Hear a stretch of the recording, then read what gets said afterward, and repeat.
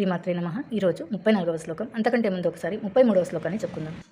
అథ చేత్వమిమం ధర్మ్యం సంగ్రామం న కరిష్యసి తత స్వధర్మం కీర్తించ హిత్వా పాపమవాప్స్యసి. 34వ శ్లోకం.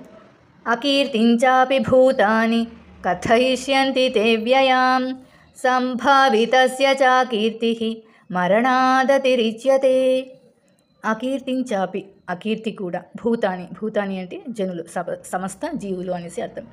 కథయిష్యంతి అంటారు తే నీ యొక్క లేదా నీ గురించి. వ్యయం ఎప్పటికీ ఉండిపోయే.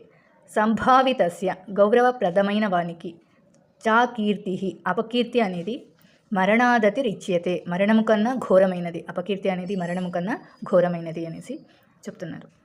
జనులు నిన్ను పిరికివాడు, పారిపోయిన సైనికుడు అని అంటారు. అంటే నీ గురించి చిరస్థాయిగా అపకీర్తి చెప్పుకుంటారు. ఆ అపకీర్తి ఏం చెప్పుకుంటారు? పిరికివాడని, పారిపోయిన సైనికుడు అని చెప్పుకుంటారు. గౌరవప్రదమైన వ్యక్తికి అపకీర్తి అనేది మరణము కన్నా ఘోరమైనదని శ్రీకృష్ణుడు అర్జునునికి చెప్తున్నారు. అంటే ధర్మాన్ని వదిలితే పాపం వస్తుంది, యుద్ధం చేయకపోతే అపకీర్తి వస్తుంది అని ఈ శ్లోకం యొక్క అర్థం.